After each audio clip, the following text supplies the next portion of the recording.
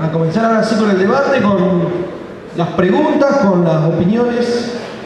Va a estar Ricardo, el doctor Bentancur ahí con el micrófono, va a acercar cuando levanten la mano, van pidiendo la palabra y bueno, tienen acá los doctores de disposición para preguntarle y para disentir también, ¿por qué no? El primer voluntario.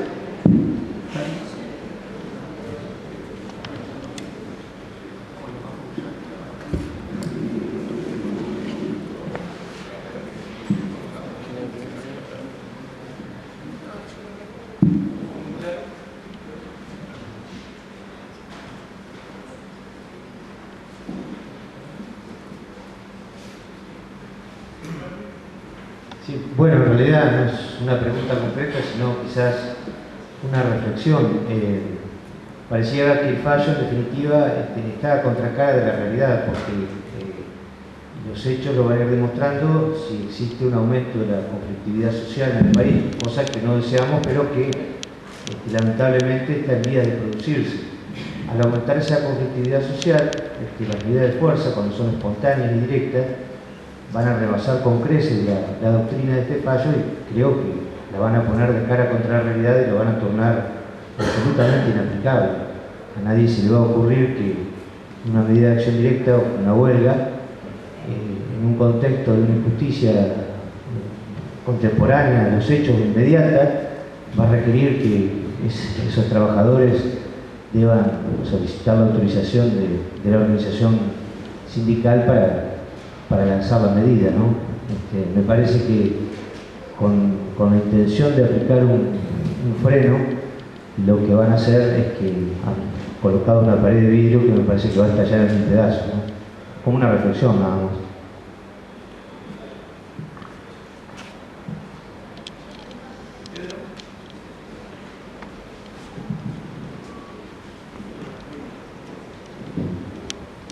Hola, respecto al fallo de Orellana, ¿cómo consideran o creen que se puede evaluar el llamado de las comisiones internas dentro de las empresas a una huelga, digamos, el alcance del fallo si también afecta a eso? Sí, yo creo que, como siempre, hay que apelar a la imaginación, muchas veces para sortear algunos obstáculos, más allá de que, como decías, la realidad por ahí se va a encargar directamente de dejarlo, ojalá, en letra muerta en buena parte, no siempre. Pero bueno, en el caso concreto, por ejemplo, de las comisiones internas, que es uno de los conflictos que más se da, ¿no? Una diferencia entre la comisión interna y el sindicato.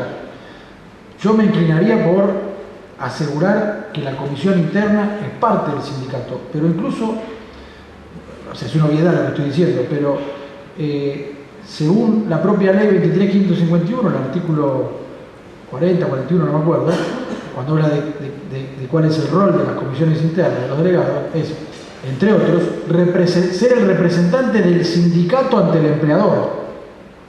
Por lo tanto, yo intentaría forzar la interpretación de que se debe entender que fue convocada, que no debiera ser declarada eventualmente, si se judicializa, como ilegítima una huelga llevada a cabo por una comisión interna. Pero bueno, esos son todos los debates que van a empezar.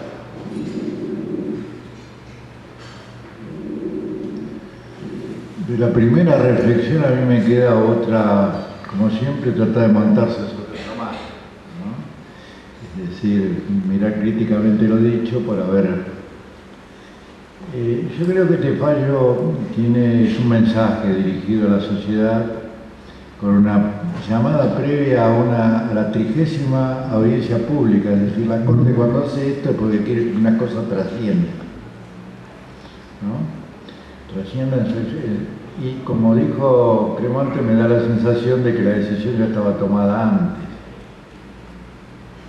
Así que era inútil recordarle que era una aporía o recordarle que los derechos de incidencia colectiva están en el Código Civil y que todo esto que dije acá fue un sembrar en tierra con sal, ¿no?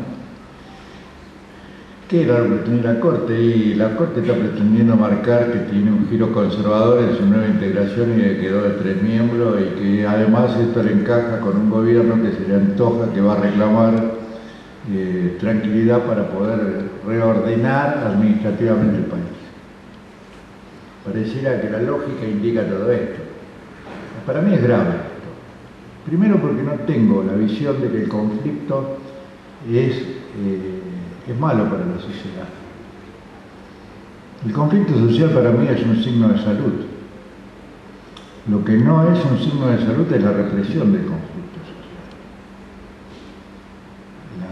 La represión, antes de que se produzca, existe en la sociedad.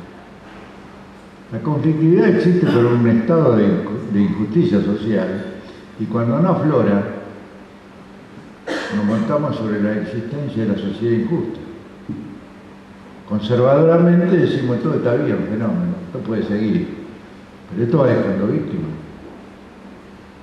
Montarse sobre la pasividad de un régimen como este, que en realidad en el mundo avanza hacia la marginalización, en una sociedad como la nuestra avanza con cada vez más explotados y fortunas de más privilegiados, más fuertes, con desigualdad, no le hace ningún favor a la democracia, a una democracia igualitaria y justa, no le hace favor al sistema. Y este proceso de concentración que se está produciendo en el mundo es un enemigo de los mecanismos de representación igualitaria. Entonces, no le tengo el miedo a el prejuicio basista de que el conflicto hace ingobernable la sociedad. Para mí lo que hace ingobernable en la sociedad es la injusticia.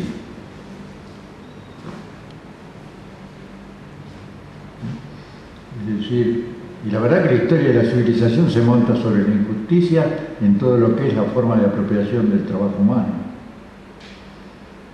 Forma estatutaria de por medio, la libre apropiación del trabajo estaba encajada dentro de un mecanismo de soberanía popular de representación desvirtuado corruptamente. Por eso es que hoy no le damos valor a la democracia. Mi generación, que vivió las dictaduras más terribles, daba la vida por la democracia. Y hoy la gente piensa que la democracia es una mercadería de cambio que se puede cambiar y desvirtuar de cualquier manera. A mí no me preocuparía una conflictividad que releve que esta situación debe ser culturalmente superada por las sociedades y por los gobiernos obedecidas en su superación. Este mensaje por eso me parece grave. Es un mensaje conservador de disciplinamiento. Desde el punto de vista jurídico y técnico, esta es una interpretación de derecho común. Cuando la Corte dice lo que ella piensa en materia de derecho de huelga, no está sentando una doctrina a cumplir por los jueces. Los jueces alcahuete la cumplen. Los jueces que defienden la Constitución, por sobre lo que opine esta integración conservadora de 3 jueces de la Corte y ponen los principios de la Constitución por arriba de la doctrina de la Corte, están cumpliendo con el método democrático de control constitucional difuso, que es el que democráticamente existe en el país. Ahora, la realidad es que acá la visión corporativa de los señores jueces dijo la Corte X cosa, de acá en más hacemos 3 veces peor de lo que la Corte hizo. Cuando la Corte hizo el fallo Grosito, salieron a decir como alcahuete todo lo que no decía el fallo Grosito durante mucho tiempo, rechazando por años reclamaciones de inconstitucionalidades por accidentes y enfermedades que después volvieron a decir que tendría que haber sido hecho y que era inconstitucional. Esta clase de conducta corporativa de la magistratura y de los abogados que alimentamos a la magistratura desde nuestras posiciones de auxiliares de la justicia y de malos defensores de los débiles, es el problema patológico. Ese es el problema patológico. Por supuesto que a unos burócratas sentados en el poder de la magistratura le llegue más conflictividad, le va a llevar más trabajo, y que tenga más trabajo le temen más que ninguna otra cosa. Por supuesto que el Congreso tendría que trabajar de otra manera y no de la vergonzosa forma en que trabaja. Pero lo grave, no estoy en contra de lo que dijo el doctor. Estoy tratando de hacer una síntesis que comprenda eso mismo en toda su dimensión y llevándolo más allá. Y que no tome esto como un enfrentamiento de lo que te digo, sino como continuar pensándolo, ¿no? Ese es un tema que me preocupa mucho. Nuestra actitud alcahueta del poder, hablando como ciudadanos, como demócratas. Entonces, a mí, y la huelga para esto es el instituto maravilloso, porque pone de relieve la cuestión. Es como si nos sacara las caretas. Ahí es donde empieza a verse quién defiende en serio a los trabajadores, si es el sindicato o no, si es el Ministerio de Trabajo que se supone que fue creado para hacer esto, si es la interpretación que le damos a la Constitución, como cualquier juez o como cualquier abogado operando con ella. Por supuesto que también los contenidos finales de todo esto ha de depender no solo de jueces obsecuentes de esta doctrina de corte, sino de la actitud de la abogacía en general, en la capacidad de defender a los que están jodidos en esta situación de ser defendidos. Lo que me llevaba a esa reflexión. Después me olvidé ya de lo que preguntó el otro porque divago con esto.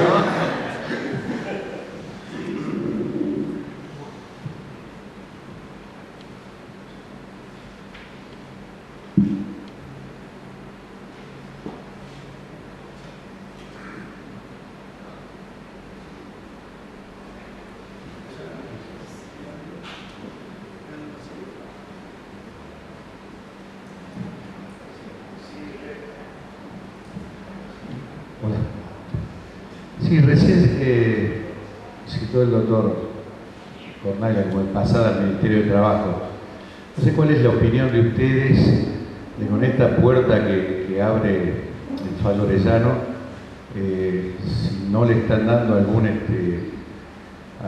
cobertura a los Ministerios de Trabajo provinciales para que empiecen a usar más esa herramienta de declaración ilegal de la huelga, porque como no ha sido convocada o declarada por el sindicato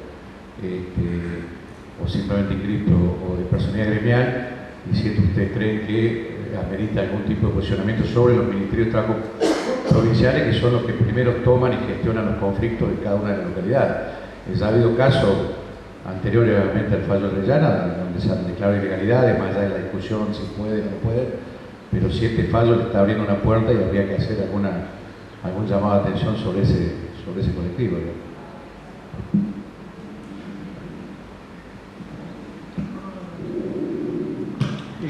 La lucha por el derecho siempre empieza humildemente y democráticamente, ¿no? Y en cada ámbito.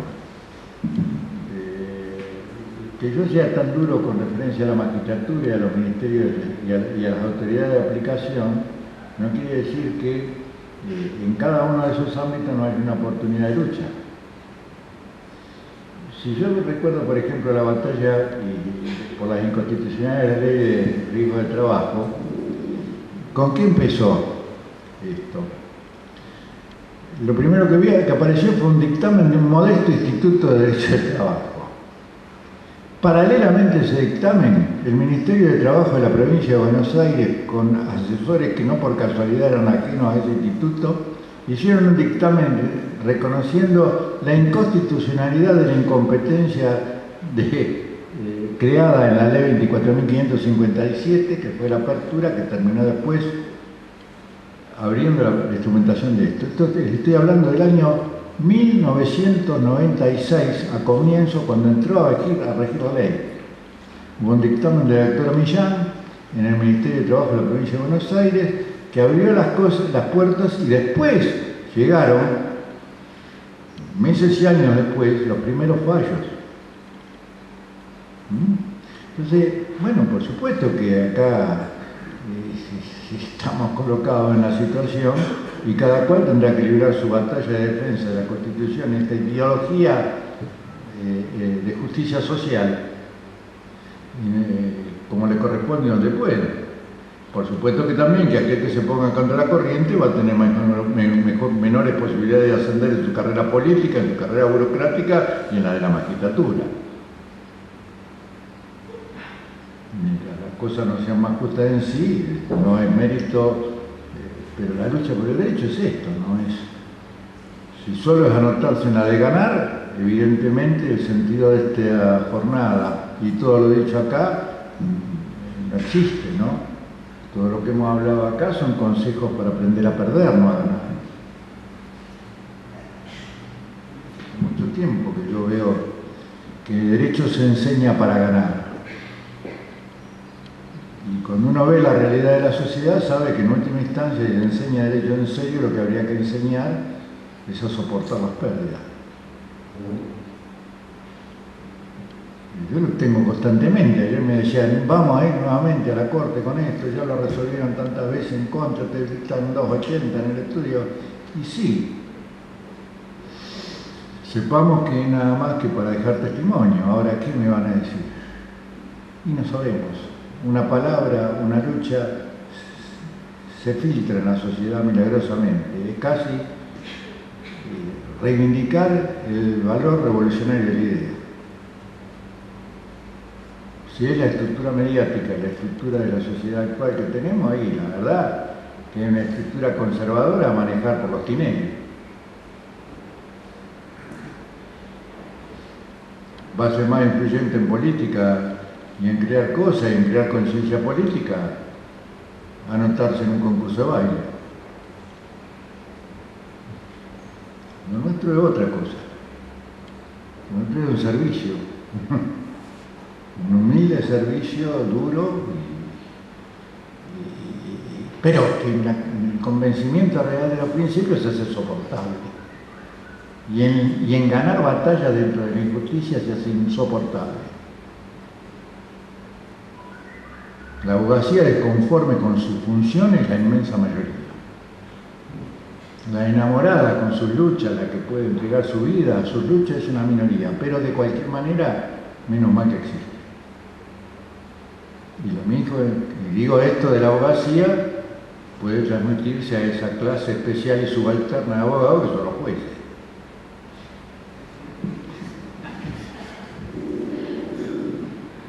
Te agrego que, digamos, efectivamente coincido en que este fallo puede abrir la puerta a muchas otras cosas, pero también ocurrían muchas otras cosas. Por ejemplo, algo absolutamente inconstitucional e incluso ilegal, que son que la Secretaría de Trabajo o Ministerio de Trabajo Provinciales califiquen una huelga. Eso no surge de ninguna norma, y sin embargo ocurría antes. Ahora podrá volver a veces, seguirá ocurriendo en todo caso y habrá que dar la batalla. Por ejemplo, el Tribunal de Justicia de Santiago del Estero, hace un año y medio, 2 nomás, declaró la ilegalidad de una huelga por solidaridad, por el solo hecho que era por solidaridad. Y en ese mismo fallo declaró válido un despido de alguien que fue intimado a que vuelva a trabajar y entonces dijo es válido el abandono del trabajo. No necesitó este fallo. O sea, la jurisprudencia regresiva existe y va a seguir existiendo en todos lados. Bueno, habrá que seguir dando batalla para que no se interprete de esa manera. Bueno, más allá de compartir que hay que enterrar el fallo en cuestión, a mí me genera una duda en cuanto a la huelga de derecho, digamos. ¿Sería admisible la excepción de incumplimiento contractual plurindividual, pero no sería admisible la huelga? Digo, el problema está en que el trabajador se reivindique como huelguista.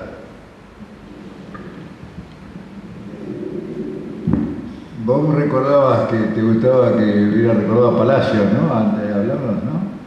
Palacios, sobre este tema entré a discutir en la cuestión en el año 65, cuando Palacios enseñaba política económica en la facultad, en el doctorado de La Plata. Y yo trataba de montarme sobre sus posiciones y debatirlo hacia la izquierda, ¿no? Palacios tenía una clara comprensión de que la huelga es un derecho de los trabajadores, forma parte del derecho de asociación de los mismos. Y yo le llevaba audazmente y juvenilmente a justificar la huelga de un solo trabajador. Y lo hacía a través de esta situación. Decía, la huelga empieza por un atraso de salario en la empresa. La empresa son de 10 personas, 5 van a la huelga y 5 no van. Los 5 declaran la huelga para que les paguen los salarios atrasados a todos. El derecho de incidencia es que la categoría esté cubierta. Los representados en la coalición, no solo ellos, sino también los no representados, en cuanto a ese derecho, es un derecho de conjunto. Comienza la huelga, 2 son comprados por el patrón, uno se muere, el otro se muda, queda uno solo, reivindicando él en estado de huelga y sin trabajar, que se pague los salarios al día a todos los compañeros. ¿Tienen derecho de huelga o no? Se lo hice hace 50 y pico de años con la pregunta para ellos, te la hago a vos. ¿Tienen derecho de huelga, sí o no? Ese trabajador solo en esta huelga. ¿Era una huelga lo que le estaba haciendo o era un grupo asociado en la práctica individual de la cláusula rebus stantibus o la inadimplenti contractus? ¿Era una huelga eso? ¿Pensaron ellos en ese latinazgo o dijeron vamos a la huelga? Paramos a trabajar a ver si nos pagan. No, prestamos a seguir trabajando sin poder comer. ¿Es una huelga esto? Sí, es una huelga desde antes del nacimiento del capitalismo. Cuando uno busca ejemplos de huelga, en la época de Ramsés, los esclavos hicieron una huelga porque la cuota de sal no se les daba. El término salariado viene de esto. Para poder trabajar en el desierto se necesitaba una cuota de sal diaria, porque si no se muere uno por falta de hidratación. ¿Entiendes? Entonces el esclavo tenía que tener una cuota de sal, no recibía la cuota de sal, estaban haciendo la pirámide para los dioses de esa época, que eran los emperadores en sí, hicieron una huelga que paralizó la actividad de la pirámide. Estas son cuestiones que todavía ahora se debaten, y el hecho de que efectivamente exista trabajo libre y todo lo demás no le quita el carácter alimentario que tiene la huelga y de libertad existencial. La huelga hay algo de autosacrificio en la huelga, que es lo que le hace un valor inatacable. Es decir, el trabajador, esto estalla, por ejemplo, en el debate tan específico de los amantes del derecho de huelga, dicen, todo derecho de huelga tiene derecho a cobrar el salario. ¿Sí o no? Según qué huelga. Trato enseñando. Es decir, cuando sobre una situación determinada hay un derecho positivo o convencional colectivo vigente o una cláusula de condición de trabajo de costumbre de una empresa, si hace una huelga para mejorar, yo dejo de trabajar para mejorar la condición, estoy legitimado para mantener el contrato de trabajo con una suspensión en sí, pero no tengo derecho a cobrar salario. Pero si estoy haciendo la huelga, a menos que la gane y por el convenio colectivo la parte empleadora se avenga a que reconocía que esta situación injusta determinó la necesidad de una mejora, le cristalizaba la nueva norma de mejora y aceptaba el pago de los salarios como parte de la condición de convenio. Si no, no. Si la huelga no triunfa en esas condiciones, no se puede despedir, no se puede pedir salario. Ahora, si la huelga es por falta de pago de salario o por un derecho violado de la seguridad social o de la seguridad y higiene de la empresa, una condición de una ilicitud de la conducta empresaria, es una autotutela en su máxima manifestación y el derecho a cobrar salario. Es la forma que he tratado de enseñar en la cátedra y todo lo demás. En esta reivindicación de ser capaz de ir a la huelga sacrificando la alimentariedad, hay la legitimación máxima de la cuestión. hay la exposición de una libertad existencial del hombre poniendo en riesgo toda su seguridad, que no puede ser atacada por el sistema, ¿no? Y esta es una concepción quizás un poco lírica, un poco anarquista en la cuestión, pero así he tratado de enseñar la materia. Ahora es altamente opinable todo esto que conté. Quizás no, nuevamente me fui para cualquier parte.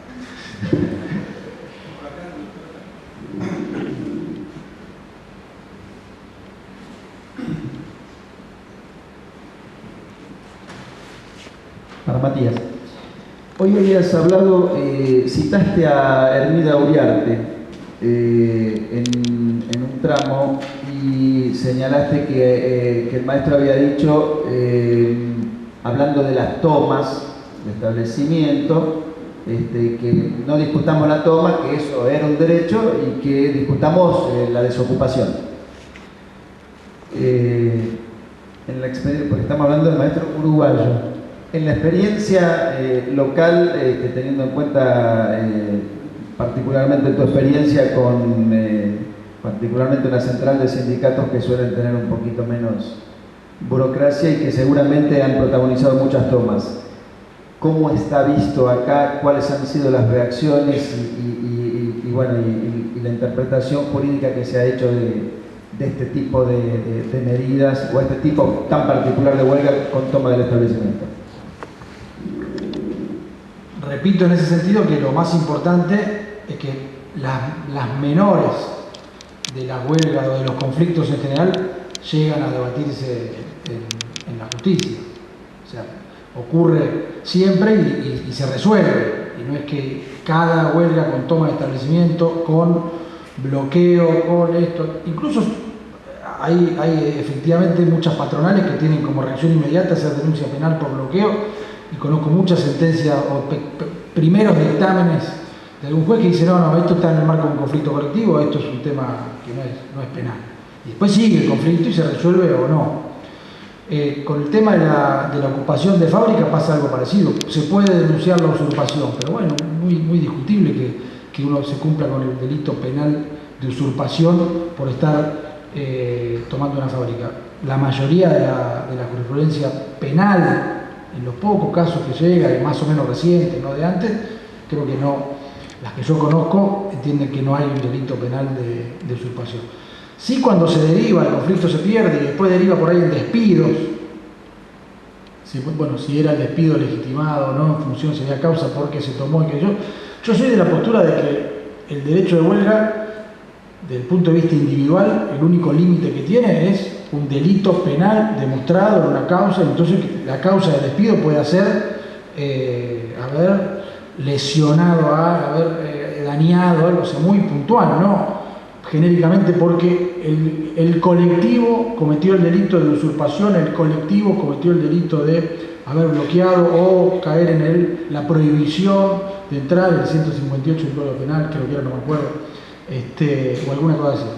Lo mismo que pasa con los cortes de ruta, con muchas otras medidas de protesta en sentido amplio, ¿no? El derecho de manifestación y demás. Durante mucho tiempo, y se sigue haciendo, y se sigue haciendo en estos años también, se procesó a una cantidad enorme de trabajadores, de manifestantes, de trabajadores. Cuando los cortes no eran de trabajadores, no se procesaba a nadie. Pero en el caso de los trabajadores sí,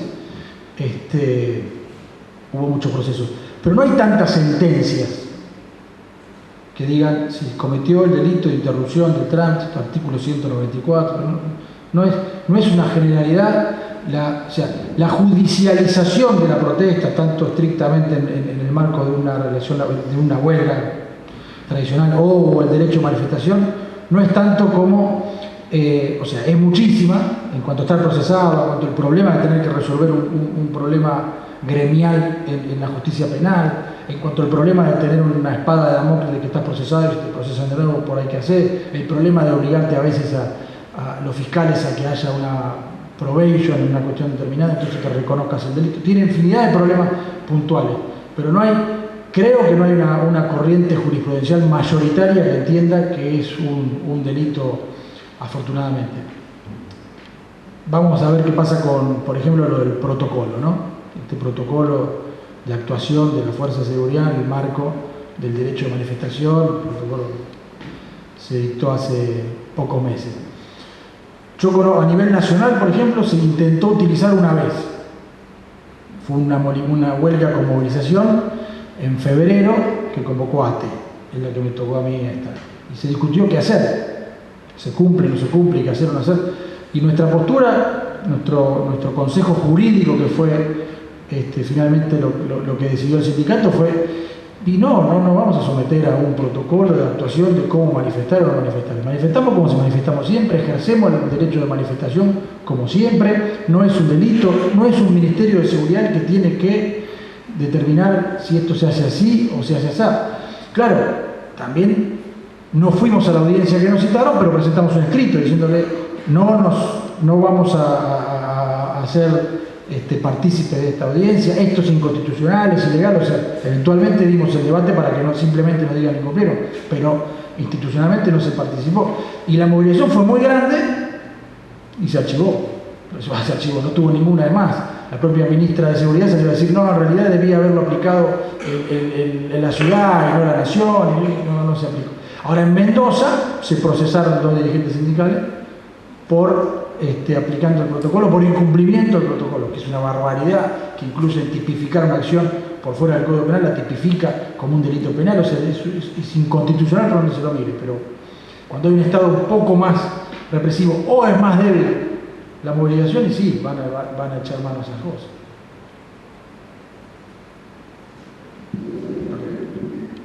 Este tema, lo más delicado también es entender hasta dónde la legitimación puede ser motivo de discusión administrativa o puramente judicial. Hasta dónde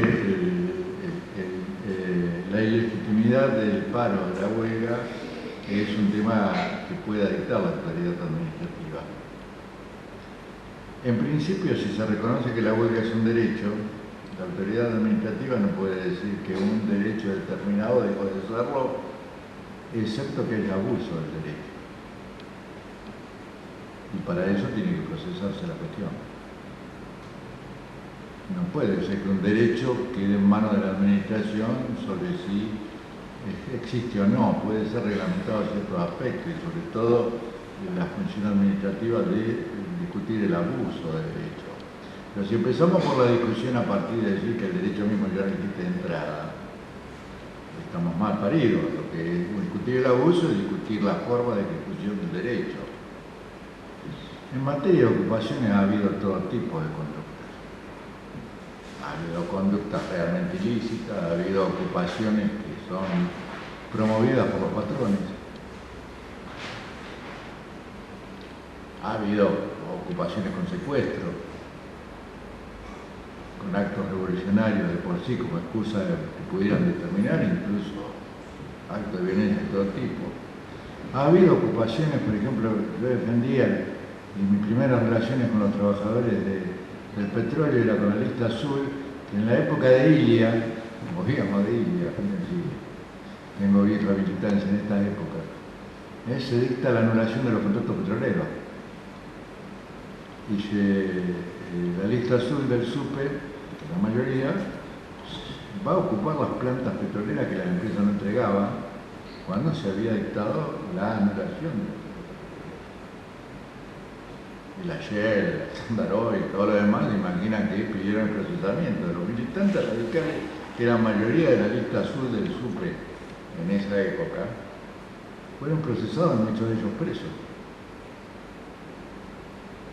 porque habían tomado en serio la medida de Ilia de la anulación de los contratos petroleros. En realidad después el gremio fue intervenido por el gobierno militar, puesto un funcionario de ellos y reemplazada la conducción combativa de esta naturaleza. La lista azul pasó a ser perseguida todo el tiempo y de ahí en más el SUPE fue conducido por Cavalli primero y por Ibáñez después, que eran alcahuetes de los militares. Incluso Ibáñez, después fue presidente del bloque del peronismo. Pero la realidad era esa, y yo lo puedo decir de la defensa de estos trabajadores que se habían tomado en serio la política petrolera y la reivindicación de la defensa nacional, y a los cuales tuve que defender en esa época y que conocimos después persecuciones muy duras, por ejemplo en la huelga del SUPE en Ensenada fue históricamente una de las más combativas de su momento y una de las grandes batallas perdidas honrosamente por la CGT de los argentinos, quienes encabezaban esos trabajadores. Ocupaciones de muchos tipos, por ejemplo, el tema de Facilpat, la fábrica Sanón en Neuquén, es un tema clásico de esta inversión de las cuestiones. Los trabajadores ocuparon la firma porque la empresa la estaba vaciando.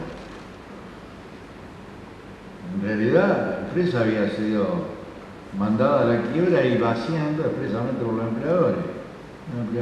Los trabajadores tomaron la empresa, la continuaron explotando y ahora Sanón, que está más o menos reflotando, trata de reivindicar su recaptura del poder de propiedad sobre la misma.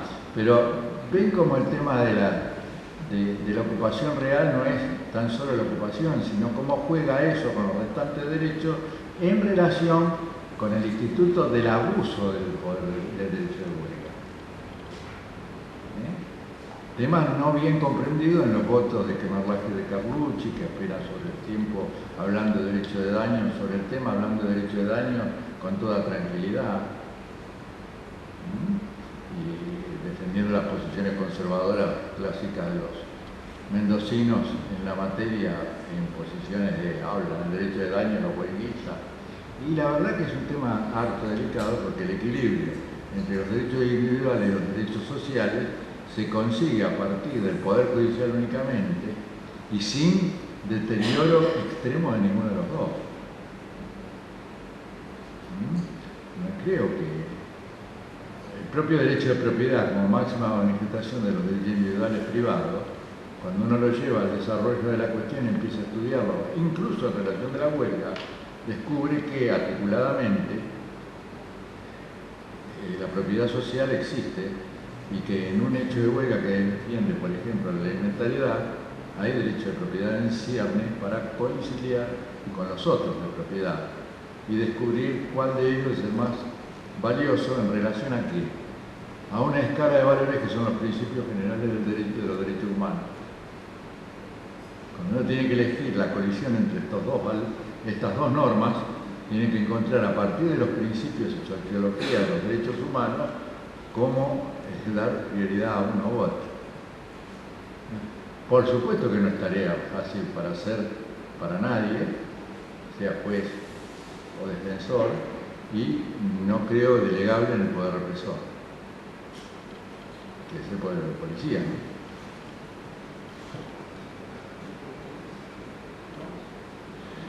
¿Va a hacer una pregunta más? Y cerramos.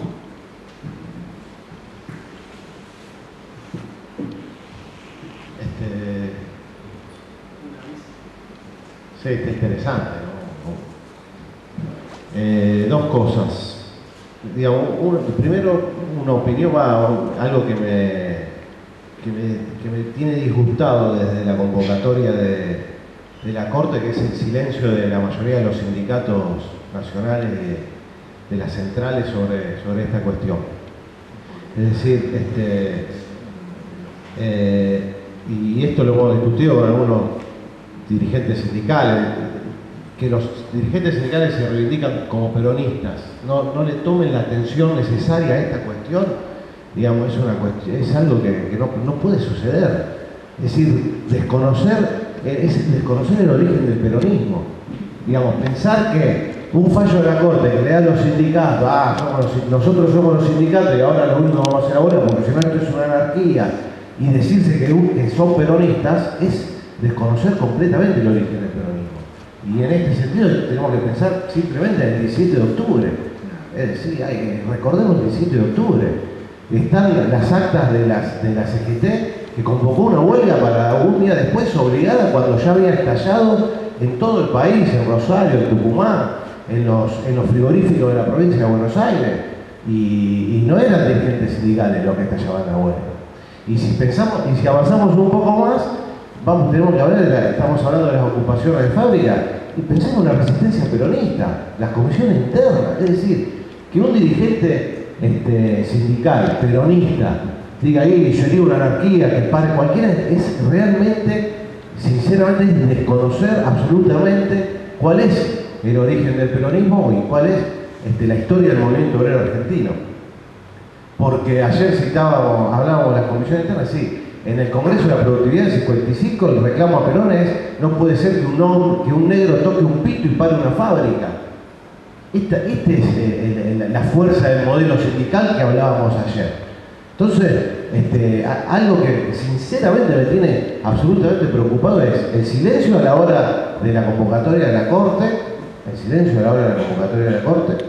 Ninguna de las CGT se presentó para decir que la huelga era de los trabajadores, y pese que sé que algunos dirigentes sindicales lo habrán intentado. Eso habla de la falta absoluta de debate de las cuestiones, de los problemas que tiene el movimiento obrero en Argentina, por lo menos en el marco de las cúpulas sindicales. Y acá somos abogados de sindicato, algo tenemos que decir, sí, che, discutimos, no, yo les pregunto, algún dirigente sindical le preguntó, ¿tienen la idea? ¿Se está debatiendo esto? ¿Los trabajadores lo están debatiendo? ¿Impulsamos nosotros como abogados sindicales que se debata de estos temas? ¿O no da lo mismo? ¿O porque pensamos que tenemos, como trabajamos para sindicatos que tienen inscripción o personalidad gremial, no vamos a tener este problema? Es decir, esa es una de las primeras cosas que quería plantear para charlar entre todos. Después, sobre el fallo en sí, algunas cosas que también me preocupa, y es una pregunta o para escuchar lo que opinan todos, es también la posibilidad discutíamos y decir, no, mirá, muchos decían, no digamos que van a echar a la gente que haga huelga, que el sindicato no apoya. Esta va a ser la realidad, es decir, no sé lo que dirá después la justicia. Ahora, las huelgas se ganan, las huelgas que se pierdan, a los compañeros que hagan huelga y no tengan el apoyo del sindicato, lo van a echar con causa. Después iremos a discutir y quizás hasta consigamos que algunos cobren la indemnización. Pero lo van a echar con causa. Esta es la realidad. Entonces nosotros, como operadores del derecho, tenemos que empezar a pensar estas cuestiones y bueno, a ver cómo las planteamos, las retenciones de tarea, cuando sea alguna cuestión. Es decir, todas estas cuestiones tenemos que empezar también a debatir porque los que vamos a tener que dar una respuesta a los trabajadores, porque somos abogados laboralistas, de trabajadores primero, antes que de sindicatos. Y a ellos le vamos a tener que dar una respuesta y van a venir a golpearnos a nosotros a preguntar cómo podemos encarar este tema. Entonces me preocupa eso del fallo y también me preocupa la posibilidad de que esa asimilación de que cualquier tipo de baja de la producción es una huelga, también sea el camino para decir cualquier tipo de colaboración o de trabajo a la tranca es una medida de acción directa, y si no está hecha por un sindicato que tenga una prescripción, vas a ser sancionado de alguna manera. Sí, me parece que es algo mucho más fino, pero también tenemos que empezar a analizar para dar una respuesta en conjunto, y sobre todo para que los dirigentes sindicales, los sindicatos, estén a la altura de las circunstancias, que lamentablemente me parece que en este tema no lo han estado.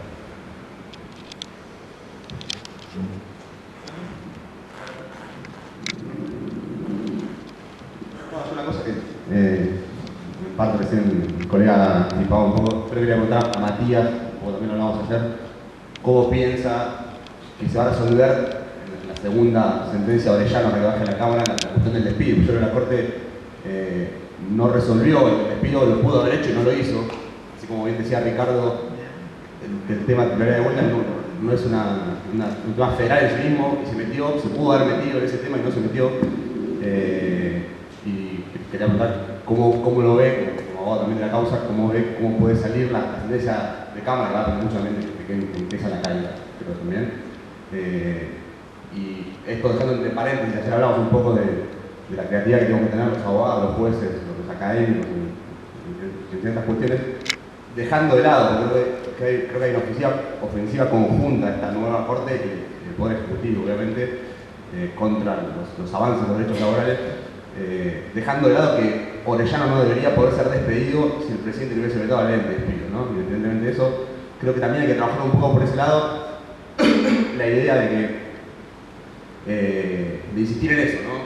Me parece, con esto cierro, que dentro de esa creatividad que nos autoexigíamos ayer entre todos, tenemos que trabajar muy abiertamente la idea, para mí sorpresivamente poco explorada hasta ahora, de ir por la invalidez constitucional del decreto que eventualmente despido, ¿no? Me parece que es una herramienta inexplorada importantísima, ¿no?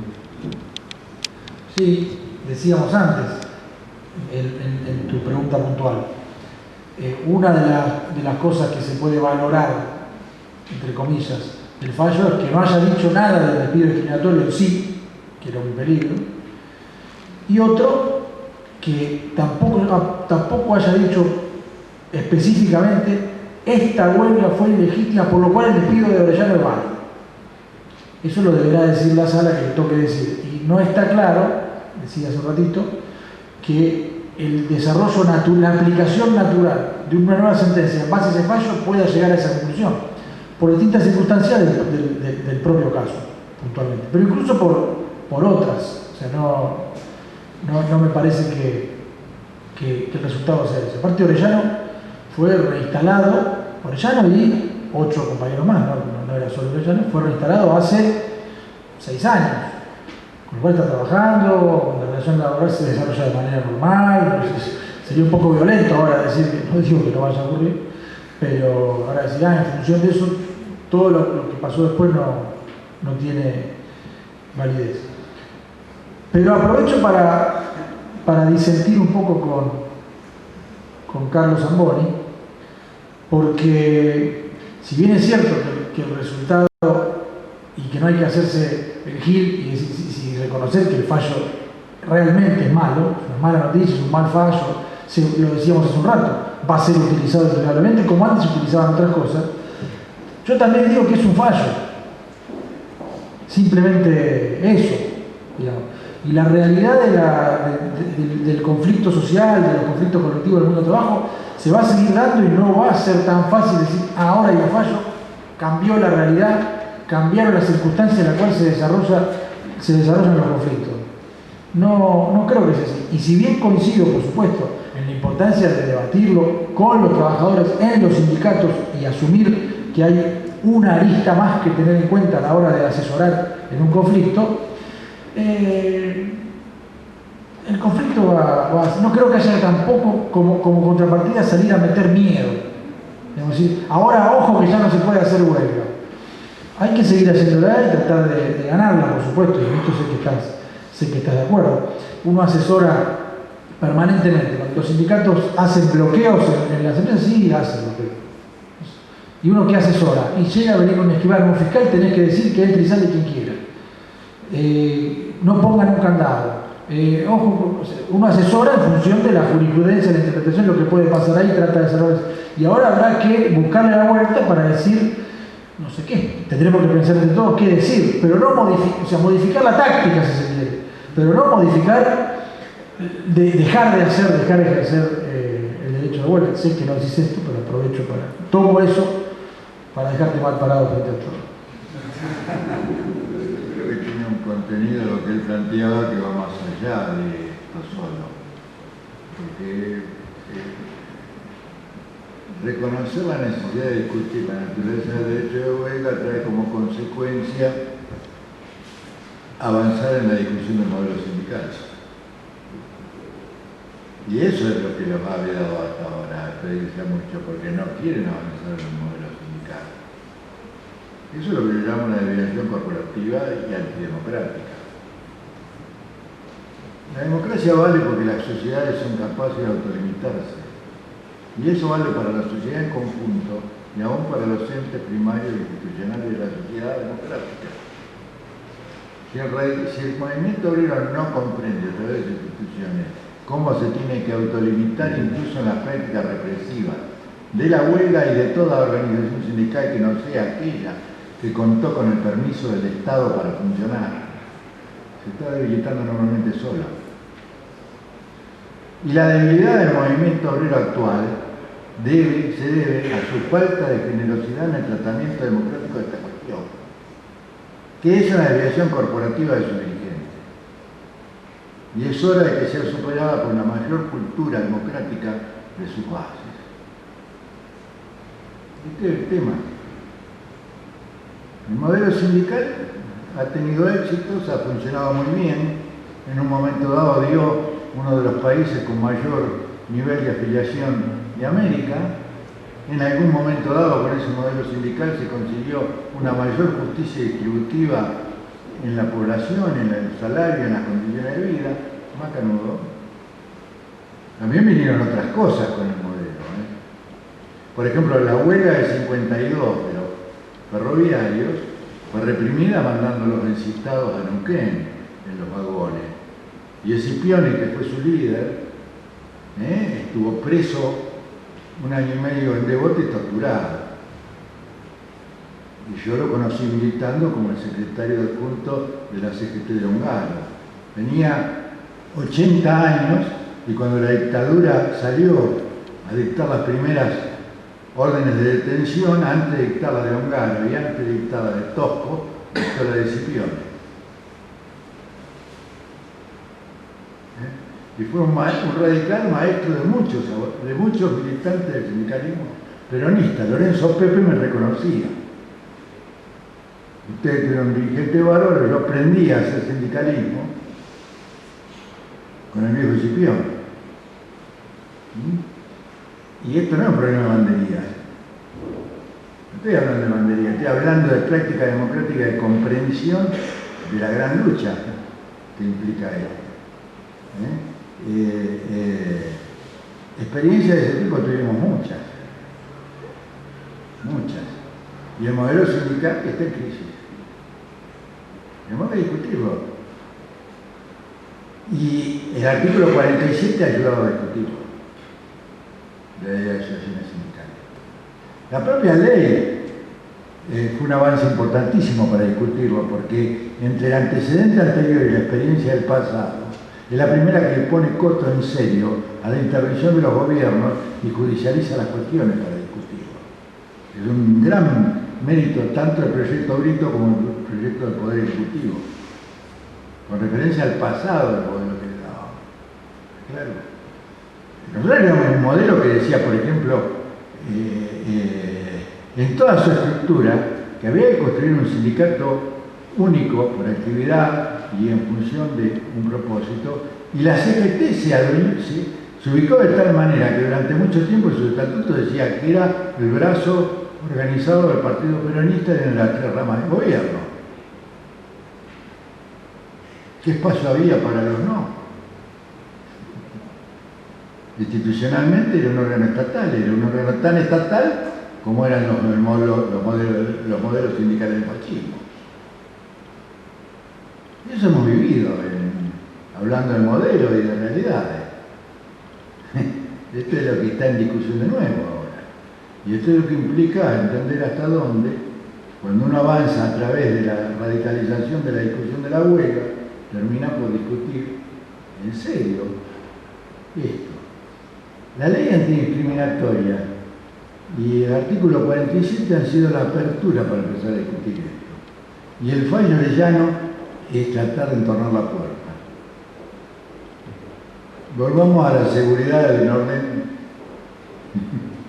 donde las capacidades de gobierno y de manejo de la cuestión social estén en poder de lo que tienen poder ya justificado.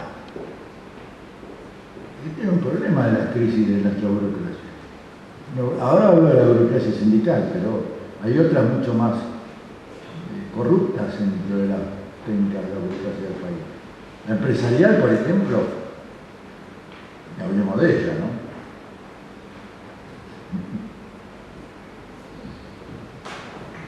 No, yo quería hacer la última. Una reflexión sobre lo que dijo Carlos. Yo coincido absolutamente, a pesar de que tengo una postura que defiendo el modelo por supuestamente crítica, pero este silencio de las cúpulas sindicales ante la audiencia pública, y no sé qué van a decir ahora también con el fallo, porque también hay silencio con relación a eso, realmente es absolutamente injustificable, ¿no? Porque más allá de la postura que se tome con el modelo o no, y el acuerdo o no con una huelga determinada, el sindicato puede estar en desacuerdo con una huelga porque puede creer que no es el momento indicado o señalado para hacerla. Eso es una postura, ¿no? Pero de ahí a que el sindicato permita que se despida a los trabajadores que participan de esa huelga, hay una distancia enorme, ¿no? O que haga silencio. Porque son dos cosas absolutamente distintas. O sea, el colectivo funciona por sistemas de solidaridades y si bien puede haber diferencias, hay límites.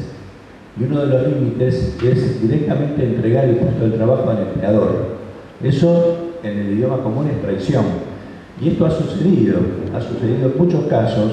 Yo recuerdo las huelgas en el ámbito ferroviario, en la época del 93, 92, cuando un lamentable, innombrable decía ramal que cierra, ramal que para, ramal que cierra. En esos casos, esa dirigencia sindical, estamos hablando de Pedraza, ¿no? Avalaba esa política y yo recuerdo que las comisiones internas de esa conducción, que por supuesto no fueron postuladas por el sindicato para que sean reelegidas porque estaban en contra de ese saqueo que hubo en los ferrocarriles, fueron sistemáticamente despedidos esos exdelegados. Y en esa época no existía el concepto de discriminación, tampoco existía, o sea, si bien estaba vigente la ley, pero no, la justicia del trabajo no la aplicaba, salvo en el caso de Salta. En el caso de Salta sí fue el único caso, pero me acuerdo que en ese momento se representó a muchos delegados, a muchos dirigentes, y estos son ejemplos lamentables porque rompen la solidaridad, rompen el colectivo, y uno dice, ¿en pos de qué, no? Y no se puede concluir otra cosa que más en pos del interés de la clase o del grupo que está dirigiendo en ese momento. Y esto es absolutamente repudiable. O sea, una cosa es el modelo, una cosa es que un sindicato no esté de acuerdo con una huelga, y otra cosa es permitir o hacer oídos sordos cuando se echa un trabajador por haber decidido una huelga en contra de la opinión del sindicato. Son cosas distintas y lo repudio igual que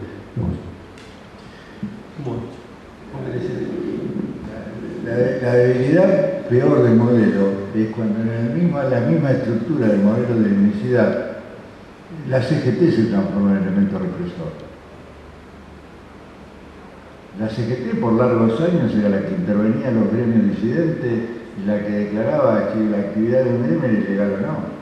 No se hacían hasta el año 55 las intervenciones con el Ministerio de Trabajo, sino decididas por la CGT acompañando y legalizando la conducta de la CGT del Ministerio. ¿Está claro? Eso no es que estoy hablando en un paso, esa es la realidad de la historia social nuestra. No fue un sindicato objeto de esto, fueron muchos.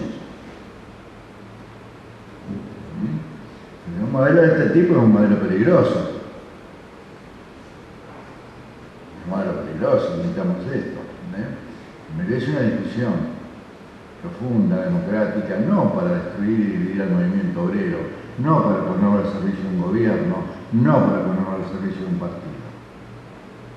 Lamentablemente es un tema que viene mal parido desde el nacimiento de las ideas de la autonomía sindical. El tema central es este. Yo estoy claramente comprendiendo que una entidad democrática e institucional como el sindicato, si no tiene autonomía, no tiene garantía de libertad. Ese artículo que les traté de dar a conocer, referido a la FACA, las asociaciones gremiales de profesionales en el país y su rol, los colegios de abogados y su acción gremial, tiene que ver fundamentalmente con eso, con qué grado de autonomía funcionan y por qué interesa que la naturaleza de los gremios sea la de una entidad del derecho social, no del derecho público ni del derecho privado, pero sin ninguna duda no del derecho público llevado por los intereses de los gobiernos de turno. Entonces, este es un problema básico, viene mal parido desde siempre, El anarcosindicalismo lo levantó con furor la bandera de la autonomía, hasta que en la práctica política terminaron entregados a toda clase de negociaciones y formas corruptas de manejo de eso y perdieron esa bandera. Sus orígenes y evolución dentro del país pueden dar a pruebas de traiciones de muchos tipos. ¿No? El tema de la autonomía es delicado, pero es también una concepción democrática básica del Estado social de derecho, que no es el Estado público de derecho, no es ni el Estado manejado por los CEOs de las corporaciones internacionales, ni el Estado manejado por la burocracia que reivindica la idea de la sociedad socialista sin partidos de oposición. Es otro tipo de sociedad, de canalización de las fuerzas sociales desde bases democráticas auténticas, con limitaciones en una economía libre, entre comillas, pero intentable. Bueno, quedan muchas cosas. En realidad quedan más preguntas que respuestas, ¿no?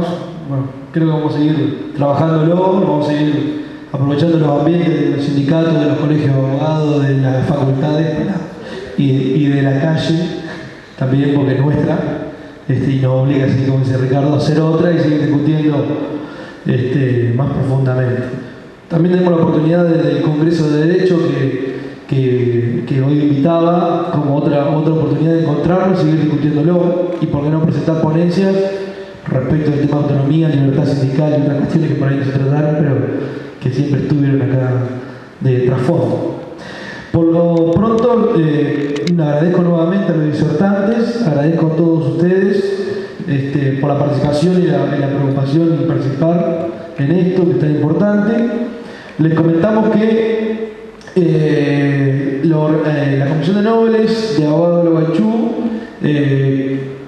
organizó esto conjuntamente con el equipo federal de trabajo, y dos de sus miembros, de los más antiguos, por ejemplo el doctor Camponfila, uno de los fundadores, envió su ponencia que obviamente no nos dio el tiempo como para explayarla, pero sí lo vamos a enviar por mail, que se llama La insoportable levedad del fallo de Llano, respecto de esto. Y el doctor Chacho Lagulla, el colega de Mar del Plata, que también miembro del equipo federal, que mandó una ponencia que se llama Orellano, héroe o villano, también viendo por el tema de la simplemente que, bueno, así que lo vamos a invitar a leer. También le vamos a mandar la declaración de la Asociación de Abogados Laboralistas sobre el fallo Orellano de la Corte en defensa del derecho a huelga, para que sigamos profundizando y sigamos discutiendo en todos los foros. Así que muchísimas gracias y un aplauso para todos ustedes.